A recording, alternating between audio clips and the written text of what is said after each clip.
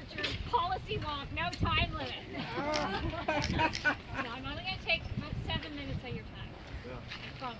I have a script, so I'll stick to it. Last year when I spoke to you, I spoke about the fact that we're talking about a report in our province that I'm not going to name, but you know which one I'm talking about. It has no mention of women, no gender analysis. Shame. This year, no different. We have a taxation and government spending report tabled in this province by a former minister for the status of women in Ontario. No mention of women, no gender analysis. Women's issues in our province are all but absent on the public agenda. One example, women's work. Women's work, formidable, should be recognized, should be celebrated. We're talking about province building. Engage the women who are doing the work in our communities, the women who are engaging in reproducing the next generation of workers, women who are caring for those who are too old, too young, or otherwise can't support themselves. Our Nova Scotia government is all but assaulting the work on women. Yes. Let's look under the guise of healthcare restructuring. Yeah. More than 80% of those workers are women. This government is now talking about undermining even more the work of home support workers. 90% plus of those workers, they are women. Last year they were being denied parity with their hospital workers. This year we're hearing that they're going to open it up to the lowest bidder. That means they're going to be introducing profit into what is one of the most personal and intimate relationships we can engage in. Shall we look at what happened when we introduced profit? Look at your sidewalks and think about home care. When we talk about cutting public sector jobs, 80% of those are women's jobs, and they're good jobs. Some of the best jobs that women have in this province. Whenever there are gaps left by those cuts, and let's be clear, there are many gaps and needs in our province, women step up and they fill those gaps in our community. How about how we're compensated for our work? Women in Nova Scotia are paid on average 70 cents for every dollar that a man earns. 70 cents. That's $15,000 less per year. The wage gap is worse for racialized women, and indeed, it gets bigger for Aboriginal, racialized, and immigrant women with university degrees. Right? We were told to go out and get those degrees. Right. Did you know that women are the majority of workers in 6 of the 10 lowest paying jobs? In fact, they represent 100% of those workers. 61% of minimum wage workers in our province are women. Remember that the next time you hear business owners and lobbyists complain about an increase in the minimum wage. A low-paying job is not a lifestyle choice. No. 30% of all full-time women workers in Canada don't own enough to provide for themselves and their families. And even if we consider the jobs that are not low pay, so let's consider jobs where we're working full-time, same occupation, same training. Teachers, 10% less for women. Nurses, 7% less for women. Administrators, 26% less on the dollar for women.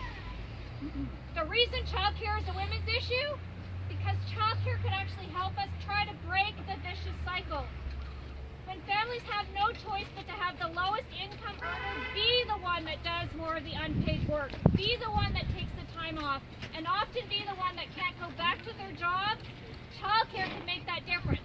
If she chooses to be the one that goes off and takes care of her children, she faces an 8% penalty in her lifetime earnings. Ironically, the workers who provide that important work in our province, they're paid $12.84 an hour. If they were to go back to work after having a child, they would spend 54% of their gross wages to pay for childcare. If a full-time, full-year minimum wage worker would go back and pay for childcare, 81% of those wages would go to pay for childcare. What choices do we have? We have to remember that the status of women is part of a very larger discussion about systems, structures, and value systems. Caregiving, both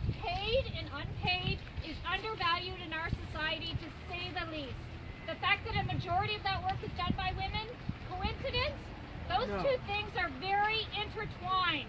We need only look to Alberta for you to remember that it isn't just about more economic growth. It's about how we share that growth. Alberta has a 42% gap in pay equity. That is a stunning gap. What can we do? We can hold our leaders to account. No finance minister should accept a budget that doesn't have a gender analysis. No minister should accept a report that has no analysis of how those very policies impact the real people in our communities in this province. We need more transparency. At the current pace, it will take 81 years to achieve gender parity in economic participation, 50 years to reach parity in parliamentary representation. We have gone backwards in Canada. Between 1995 and 1998, every year, we ranked first in the UN sex equality rankings. Right now, 23rd. And all those things that we've talked about, flattening the tax system, cuts to public sector wages, an attack on unions, those have all contributed to that. Don't be fooled when you're told you'll have more money in your pockets and that you will benefit from economic growth. We need to always ask, who benefits and who pays? What are the costs, short-term and long-term, for our communities? The second thing we need to do, other than hold those leaders to account, one of the most key equalizers, unions. Support your unions. Support the businesses that have unionized workers. In Nova Scotia, unionized women make $7.45 more an hour than non-unionized workers. They are critical to our province. And the men among us refuse to perpetuate the system, refuse to sit on the board or the commission or the whatever that is all men or that has token representation. You know that whole call to not take up 2 seats on the bus? Take that further. Those women that are standing in the aisle, they need to be asked to sit down. We need to be aware of our power and privilege. I will end with this. We are bombarded with misinformation, misconceptions, manipulated data. They all merely reproduce the status quo.